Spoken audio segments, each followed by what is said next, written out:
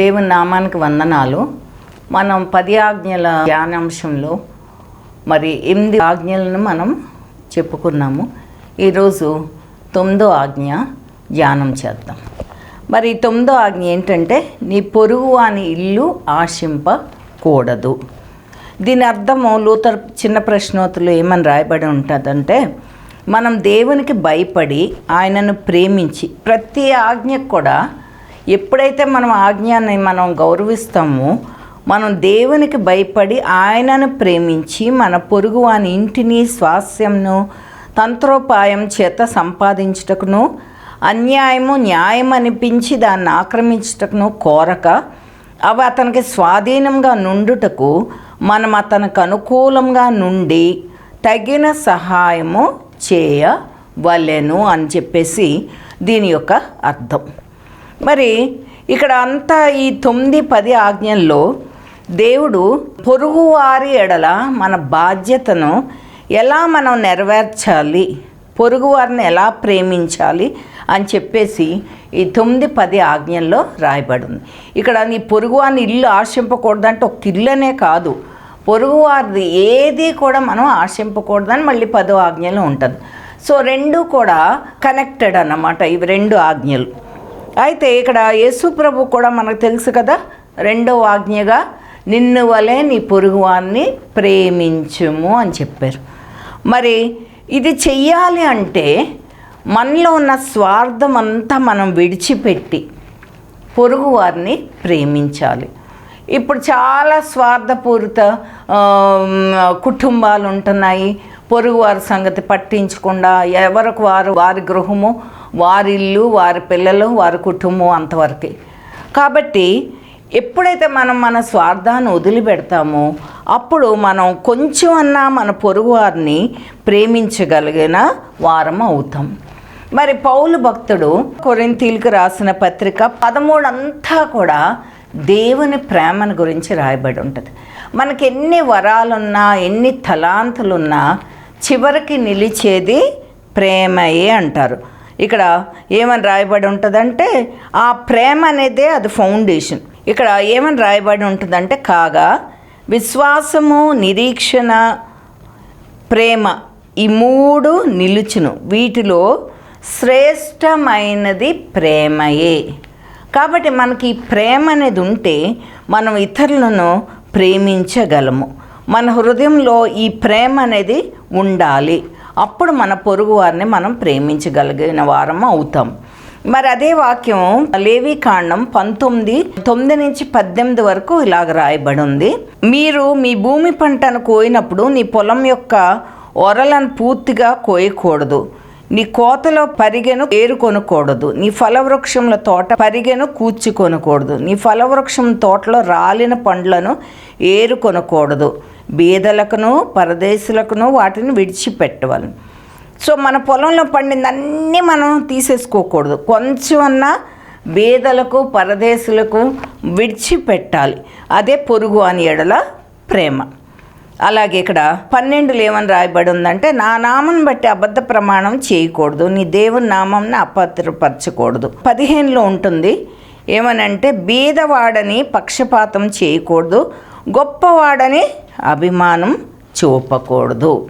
కాబట్టి ఇవన్నీ కూడా మనం గమనించుకుంటూ బ్రతకాలి.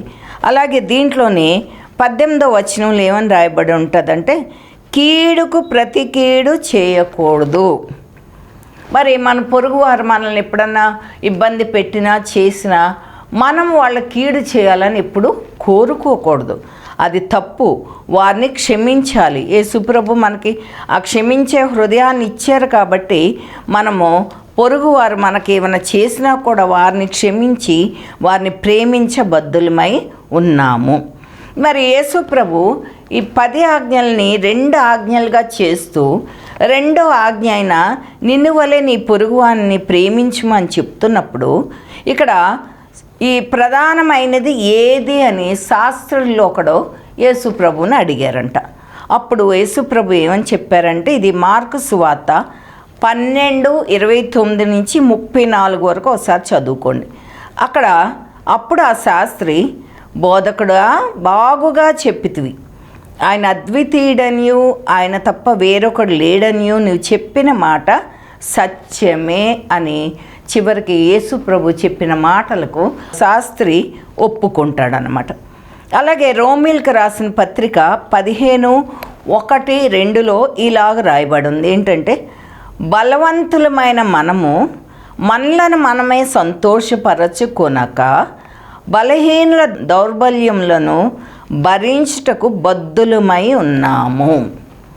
సపోజ్ మనం ఏ విషయంలో ఉన్నా చాలా బలవంతులు అనుకోండి, గొప్పవారం అనుకోండి, మంచి బలం గలవారం అనుకోండి, మనకి చాలామంది మన చుట్టూ ఉన్నారనుకోండి, మనం ఆ బలాన్ని ఉపయోగించుకొని బలహీనులను బాధ పెట్టకూడదు అని చెప్పేసి దేవుని గ్రంథంలోనే రాయబడి ఉంది. పొరుగువానికి క్షేమాభివృద్ధి కలుగునట్లు మనలో ప్రతివాడు మేలైన దాని యందు అతనిని సంతోషపరచవలెను. ఇక్కడ ఏమని చెప్తున్నారు? మనల్ని మనం సంతోషపరచుకోనక, కాబట్టి మనం సంతోషంగా ఉన్నాం చాలు అనుకోక, మన పొరుగు వారి గురించి వారిని కూడా సంతోషపెట్టే విధంగా మనము బ్రతకాలి. అక్కడే 7వ వచనంలో ఏమని రాస్తుందంటే, క్రీస్తు మిమ్మును చేర్చుకున్న ప్రకారము దేవుని మహిమ కలుగునట్లు మీరును ఒకరినొకరిని చేర్చుకొనిడి. కాబట్టి మనం ఇతరుల ఎడల, పొరుగువారి ఎడల ఎంతో దయ కలిగి మరి వారిని చేర్చుకుంటూ అందరితో కలిసిమెలిసి సంతోషంగా ఈ సంఘంలో జీవించాలని దేవుని వాక్యం చెప్తుంది.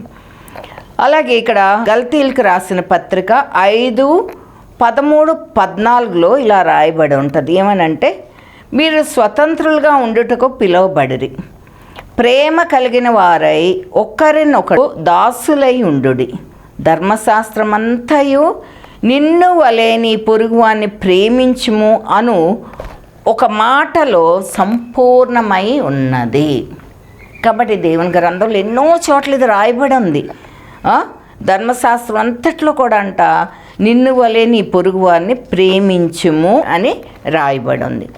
అలాగే మనం కొత్త నిబంధన గ్రంథంలో యాకోబు పత్రిక 2:8-18 వరకు మనం చూస్తే, మెట్టుకు నీ వలె నీ పొరుగువాని ప్రేమించమని లేఖనంలో ఉన్నట్టు ప్రాముఖ్యమైన ఈ ఆజ్ఞను మీరు నెరవేర్చిన ఎడల బాగుగానే ప్రవర్తించువారు అగుదురు. మీరు పక్షపాతం కలవారైతే ధర్మశాస్త్రం వలన అపరాధులని తీర్చబడి పాపం చేయవారు అగుదురు. ఎవడైనను ధర్మశాస్త్రం అంతయు గైకొనియు ఒక్క ఆజ్ఞ విషయంలో తప్పిపోయిన ఎడల ఆజ్ఞలన్నిటి విషయంలో అపరాధి అగును. చూసారా, ఆ ఒక్క ఆజ్ఞన 10 ఆజ్ఞలు ఒక్కటి తప్పినా సరే మనము ఆజ్ఞలన్నిటినీ మనం పాటించలేదని పాపం చేసిన వారని చెప్పి ఇదిగో ఈ వాక్యాల్లో రాయబడి ఉంది. ఇక్కడ 14లో ఏమని రాయబడి ఉంటుందంటే, నా సహోదరులారా, క్రియలు లేనప్పుడు ఎవడైనాను తనకు విశ్వాసం కలదని చెప్పిన ఎడల ఏమి ప్రయోజనము? అలాగే విశ్వాసం క్రియలు లేనిదైతే అది ఒంటిగా ఉండి మృతమైనదగును. అలాగే 20లో రాయబడి ఉంది, క్రియలు లేని విశ్వాసము నిష్ఫలమైనదని తెలుసుకొని కోరుచున్నావా? కాబట్టి మనకి విశ్వాసం ఉంది, మేము క్రైస్తవులము అని చెప్పుకుంటూ ఇతరులను ప్రేమించలేని మనస్సు మనకి ఉంటే మనము చాలా అవిశ్వాసుల కింద పాపం చేసిన వారుగా అవుతాం. ఎందుకంటే మన విశ్వాసాన్ని క్రియారూపంలో మనం చూపించాలి. యేసు ప్రభు చూపించిన ప్రేమని అందరికీ కూడా చూపించాల్సిన అవసరం మనకి ఉంది అని చెప్పేసి దేవుని గ్రంథంలో రాయబడి ఉంది. అలాగే ఫిలిప్పీలకు రాసిన పత్రిక 1వ అధ్యాయంలో 9-12 వరకు మనము మన పొరుగువాని ఎడల ప్రేమ కలిగి ఉంటే ఏ దోషము చేయకుండా ఉండగలము. కాబట్టి దాంట్లో కూడా ఎన్నో విషయాలు రాశారు. మనం పొరుగువారిని ఎలా ప్రేమించాలని, మనము పొరుగువారిని ప్రేమిస్తే వారి ఎడల ప్రేమ కలిగి ఉంటే మనం వారి ఎడల ఏ దోషము చేయకుండా మరి నిరపరాధిగా మనం ఉండగలము అని చెప్పేసి రాయబడి ఉంది. అలాగే 1 తెస్సలోనిక గ్రంథము 4:9లో ఏమని రాయబడిందంటే, మీరు ఒకరికొకడు ప్రేమించుటకు దేవుని చేతనే నేర్పబడితిరి. నిజమే కదా, మనం దేవుని గ్రంథం ద్వారా మనం నేర్చుకున్నాం. యేసు ప్రభు ఈ భూలోకానికి వచ్చి ఆయన ప్రేమను మనకు చూపించి ఒక నిరపరాధిగా, ఒక నీతిమంతుడిగా సిలువ మీద మనందరి పాపాల కోసం చనిపోయి ఆ ప్రేమను మనకు నేర్పించారు. ఆ ప్రేమను మనం ఇతరులకు చూపించాల్సిన బద్దులమై ఉన్నాము అని మనం గుర్తు చేసుకోవాలి. అలాగే 1 యోహాను 2:10 ఇలాగుంది, ఏంటంటే వెలుగులో ఉన్నానని చెప్పుకొనుచు తన సహోదరుని ద్వేషించువాడు ఇప్పటి వరకును చీకట్లోనే ఉన్నాడు. తన సహోదరుని ప్రేమించువాడు వెలుగులో ఉన్నవాడు. మేము వెలుగులో ఉన్నాము, దేవుణ్ణి తెలుసుకున్న వాళ్ళం, మనం క్రైస్తవులము అని అన్నీ చెప్పుకుంటూ మనం ఎవరిని క్షమించకుండా, ముఖ్యంగా పొరుగు వారిని, సహోదరుల్ని క్షమించకుండా ఉంటే మనం ఇంకా చీకట్లో ఉన్నట్టే లెక్క. తర్వాత ఎప్పుడైతే మనం వారిని ప్రేమిస్తూ ఉంటామో మనము వెలుగులో ఉన్నట్టు లెక్క. అలాగే 1 యోహాను పత్రిక 4:20-21 కూడా ఇలా రాయబడి ఉంటుంది. ఏమనంటే, దేవుని ప్రేమించుచున్నానని చెప్పి తన సహోదరుని ద్వేషించిన ఎడల అతడు అబద్ధికుడగును. చూడండి ఎంత ఖండితంగా దేవుని వాక్యంలో రాయబడి ఉంది. మనం దేవుని ప్రేమిస్తున్నాం అని చెప్పి సహోదరుని ద్వేషిస్తా అంట మనం అబద్ధికులం అవుతామంట. అలాగే తాను చూచిన తన సహోదరుని ప్రేమింపని వాడు తాను చూడని దేవుని ప్రేమింపలేడు. మన చుట్టూ ఉన్న వాళ్ళని, మన సహోదరుని, పొరుగు వారిని ప్రేమించలేనప్పుడు మరి దేవుణ్ణి ఎలా ప్రేమిస్తాము అని చెప్పేసి ఇక్కడ దేవుని గ్రంథంలో రాయబడి ఉంది. కాబట్టి దేవుని ప్రేమించేవాడు తన సహోదరుని కూడా ప్రేమింపవలన ఆజ్ఞను మనం ఆయన వలన పొంది ఉన్నాము. సో ఇక్కడ ఈ ఆజ్ఞ యొక్క మొదటిది ఏమని రాయబడి ఉంది? నీ పొరుగు వాని ఇల్లు ఆశింపకూడదు.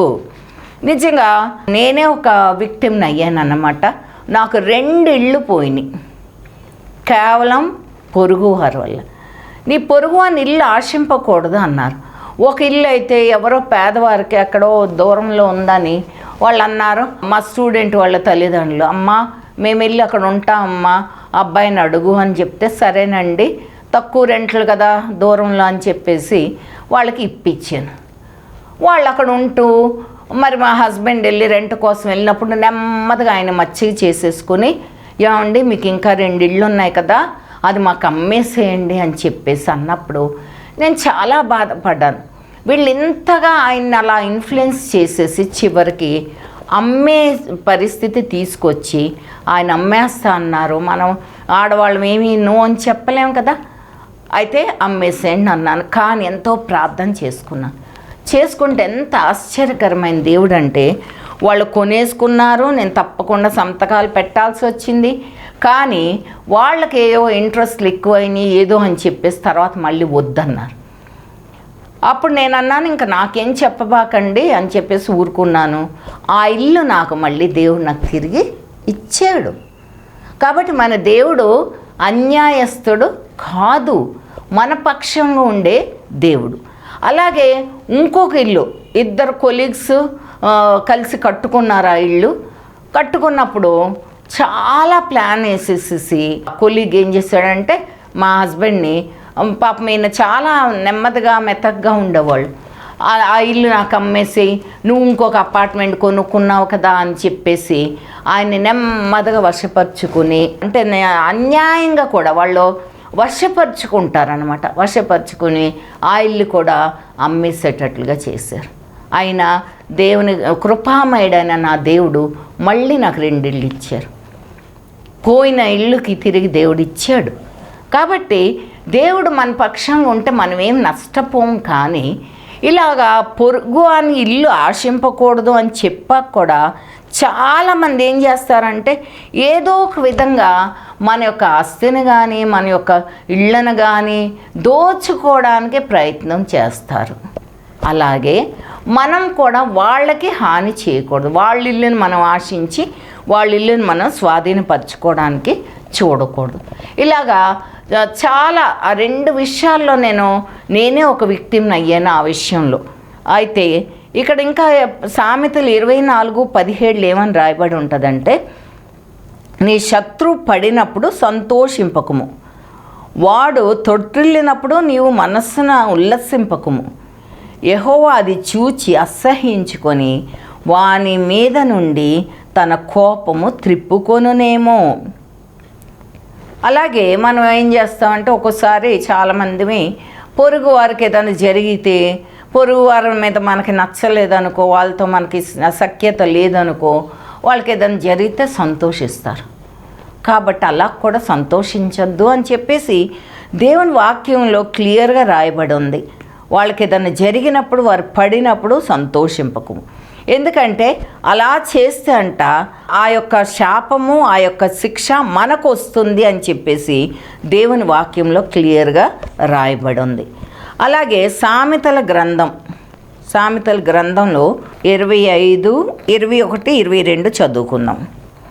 నీ పగవాడు ఆకలి గొనిన ఎడల వానికి భోజనం పెట్టుము, దప్పిగొనిన ఎడల వాడికి దాహమిమ్ము. అట్లు చేటు చేత వాని తల మీద నిప్పులు కుప్పగా పోయుదువు. యెహోవా అందుకు నీకు ప్రతిఫలం ఇచ్చును. దేనికి ప్రతిఫలం ఇస్తారంట దేవుడు? మన పగవాడు, వాళ్ళు మన మీద పగబట్టి, మన పొరుగు వారు కానీ సహోదరులు కానీ ఎవరన్నా సరే, వారు ఆకలిగా ఉన్నప్పుడు మనం ఆహారం పెట్టాలంట. మనం నెగ్లెక్ట్ చేసి ఇగ్నోర్ చేయకూడదు. వాళ్ళకి అక్కర్లో మనం సహాయం చేయాలి. అలా చేయడం వల్ల వాళ్ళకి మన మీద ఎంత ద్వేషం ఉన్నా మనం వాళ్ళ ఎడల ప్రేమను చూపించినప్పుడు ఏమవుతుందంటే, వాళ్ళ తల మీద నిప్పులు కుప్పగా పోయిదువు అని చెప్పేసి చెప్తున్నారు. వాళ్ళు రియలైజ్ అయ్యేటట్టు వాళ్ళని మనం ప్రేమతో వారిని జయించాలి. అదొక్కటే కాదు, దేవుడు కూడా ఇక్కడ ఏమని రాయబడి ఉంది, యెహోవా అందుకు నీకు ప్రతిఫలం ఇచ్చును. మనం అలా సహాయం చేయటం వల్ల వాళ్ళు మన ఎడల కృతజ్ఞత చూపినా చూపకపోయినా కూడా, వాళ్ళకి ఇష్టమైనా ఇష్టం అవ్వకపోయినా కూడా మనకు ప్రతిఫలం ఎవరిస్తారు? మనల్ని గుర్తించేది ఎవరు? దేవాది దేవుడు అని చెప్పేసి మనం గుర్తుపెట్టుకోవాలి. తర్వాత యేసు ప్రభు కూడా ఇలాగే చెప్పారు. ఎక్కడంటే మత్తయి సువార్త 5వ అధ్యాయము 44 నుంచి 48 వరకు. నేను మీతో చెప్పుందేమనగా, మీరు పరలోకమందున్న మీ తండ్రికి కుమారులై ఉండినట్లు మీ శత్రువులను ప్రేమించుడి. సో పొరుగు వాని మీద, సహోదరుల మీద, శత్రువుల మీద మనకి శత్రుత్వం ఉండకూడదు, కోపం ఉండకూడదు. ఇక్కడ ఏమంటున్నారు? మీ శత్రువులను ప్రేమించుడి, మిమ్మల్ని హింసించి వారి కొరకు ప్రార్థన చేయుడి. ఎందుకంటే ఈ రోజుల్లో చాలా తెలివిగా మనుషులు బ్రతికేస్తున్నారు. పొరుగువారు కానీ సహోదరులు కానీ ఎంతోమంది, లోకం అంతా చాలా పొల్యూట్ అయిపోయిన రోజుల్లో మనం ఉన్నాం. అయితే వాళ్ళు మనల్ని హింసించిన మనం ఏం చేయాలి? ప్రార్థన చేయాలి. ఎందుకు? యేసు ప్రభువే మనకు మాదిరి. ఆయన చెడ్డవారి మీదను మంచివారి మీదను తన సూర్యుని ఉదయింపచేసి నీతిమంతుల మీదను అనీతిమంతుల మీదను వర్షము కురిపించుచున్నాడు. మీరు మిమ్మల్ని ప్రేమించిన వారినే ప్రేమించిన ఎడల మీకేం ఫలం కలుగును? సుంకరులను అలాగు చేయుచున్నారు కదా. మీ సహోదరులకు మాత్రం వందనం చేసిన ఎడల మీరు ఎక్కువ చేయుచున్నదేమి? అన్యజనులను అలాగు చేయుచున్నారు కదా. మీ పరలోకపు తండ్రి పరిపూర్ణుడు గనుక మీరును పరిపూర్ణులుగా ఉండుడి అని చెప్తున్నారు.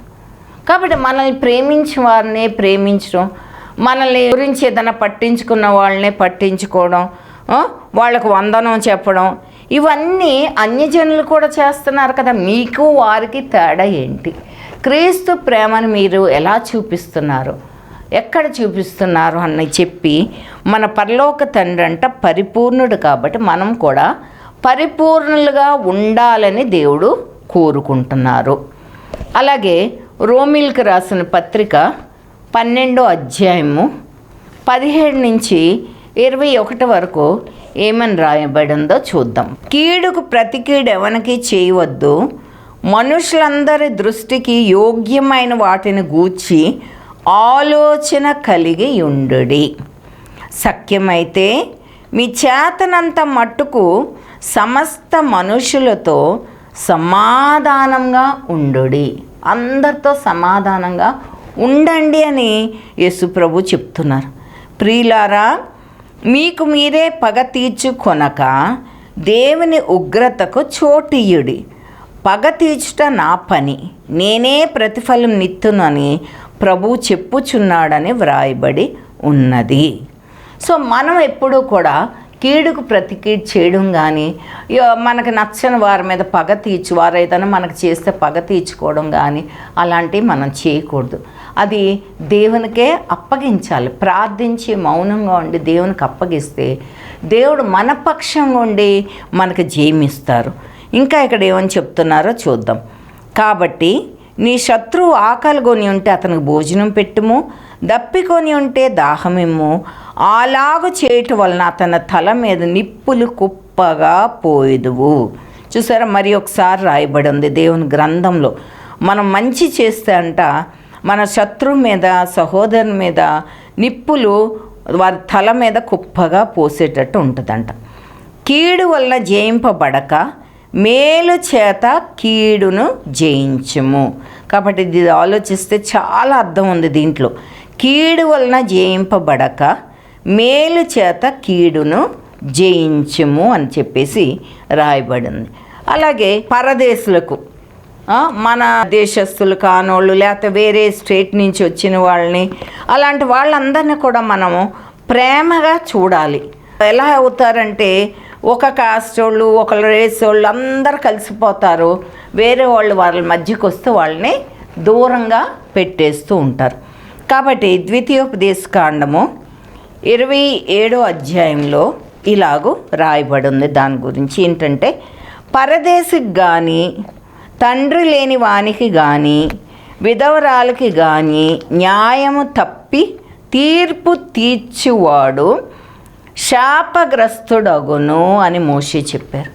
శాపం వాళ్ళ మీదకి వస్తుంది వాళ్ళు కానీ అలాంటి తప్పు చేస్తే. అలాగే ద్వితీయోపదేశకాండము 27:17 ఏమని ఉందంటే, నీ పొరుగు అని సరిహద్దు రాయిని తీసివేయువాడు శాపగ్రస్తుడని చెప్పాను. సో మన పొరుగు అని ఇల్లు ఆశింపకూడదు అంటే ఇవన్నీ వస్తాయన్నమాట. మన పొరుగువారి రాయిని, పొరుగువారి ఫెన్స్ని, పొరుగువారికి మనకి ఉన్న మధ్య గోడని, అన్యాయంగా స్థలాలు ఆక్రమించుకోవడం, ఇలాంటివన్నీ కూడా మనం ఎన్నో చూస్తున్నాం. నేను అంత క్లియర్గా ఎక్స్ప్లెయిన్ చేయక్కర్లేదు, ఎందుకంటే మనం అందరం అలాంటి పరిస్థితులు చాలా ఫేస్ చేస్తున్నాం. అయితే ఇక్కడ నేను ఒక విట్నెస్ ఏంటంటే, పాపం ఒక పెద్ద డాక్టర్ ఫ్యామిలీ ఉన్నారు. వాళ్ళు ఏంటంటే ఒక స్థలం, ఒక హాస్పిటల్ కట్టుకోవడానికి అప్పు తీసుకున్నారు. వాళ్ళు తీసుకున్నది ఒక 6 లక్షలు అయితే దాని మీద వడ్డీ వేసేసి అంట ఆ పెద్దవాళ్ళని మోసం చేసేసి ఏం చేశారు, అసలు వాళ్ళు కట్టుకున్న హాస్పిటల్ దగ్గర నుంచి మొత్తం ఆక్రమించేసుకొని అసలు వాళ్ళ ఇల్లు కూడా ఉండకుండా వాళ్ళని అక్కడి నుంచి తరిమేశారు. ఎంత బాధ కలిగిందో నాకు. పాపం పెద్దవాళ్ళు, వృద్ధులు వాళ్ళని అంత నిరాశ్రయులుగా చేసేసారు. అలాగే నేను చెప్పాను కదా కొన్ని ఇళ్ళు నా విషయంలో నాకు జరిగిన ఇళ్ళు.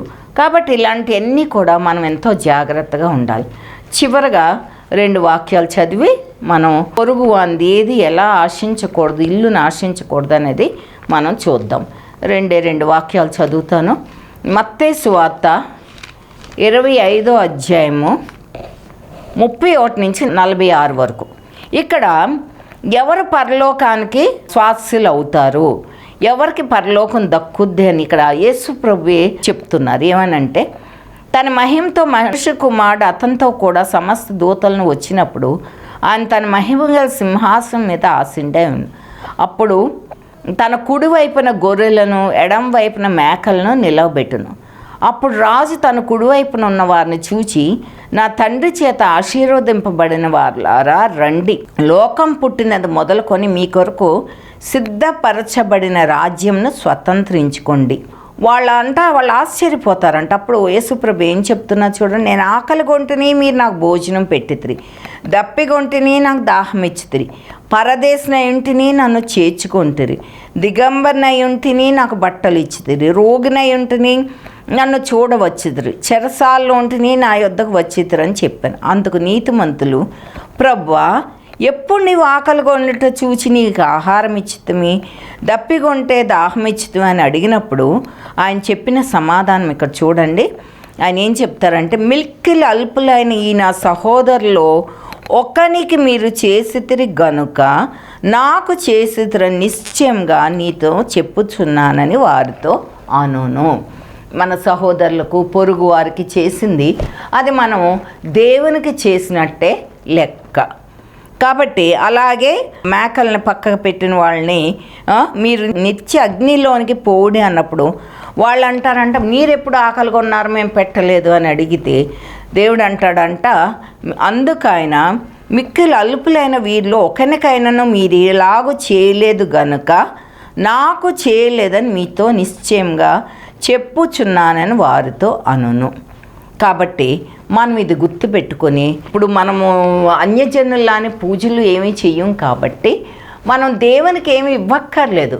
ఒక్కటే మన పొరుగు వారికి, మన చుట్టుపక్కల వారికి మనం ప్రేమగా చూసుకుని మన ప్రేమను వారికి చూపిస్తే అదే చాలు అని దేవుని గ్రంథంలో చెప్తున్నారు. ప్రార్థన చేసుకుందాము. కృపా కనికరము గల మా ప్రియపరలోపు తండ్రి, దేవా ప్రభా, ఈ దినం 9వ ఆజ్ఞను ధ్యానించుకున్నాం ప్రభా. దానిలోని భావాన్ని మేము బాగా గుర్తు చేసుకొని ప్రభా నాయన, ముఖ్యంగా చివరిగా చెప్పుకున్న తండ్రి యేసు ప్రభు చెప్పిన మాటలను బట్టి మేము ఇతరులకు చేసింది నీకు చేసినట్లే అని జ్ఞాపకం ఉంచుకొని ప్రభా, మా చుట్టుపక్క వారిని, పొరుగు వారిని, సహోదరులను అందరినీ ప్రేమించుటకు, వారికి అక్కర్లో ఉన్నప్పుడు వారికి సహాయం చేయుటకు నాయన తండ్రి, మాకు వారి వద్ద నుంచి ఏ రిటర్న్ అవసరం లేదు కానీ నాయన, నీవు మమ్మల్ని గుర్తించే దేవుడు, ప్రతిఫలం నీవిస్తావని నమ్మి నీ కొరకు మేము ప్రభా నీ ప్రియబిడలుగా నీ ప్రేమను చూపిస్తూ ఈ మా లోక యాత్ర అంతట్లో జీవించడానికి మీరే మాకు సహాయం చేయమని మా ప్రభువును రక్షకుడైన యేసేపేట మిక్కిలి వినయంగా వేడుకొని ప్రార్థిస్తున్నాను తండ్రి. ఆమెన్. Thank you.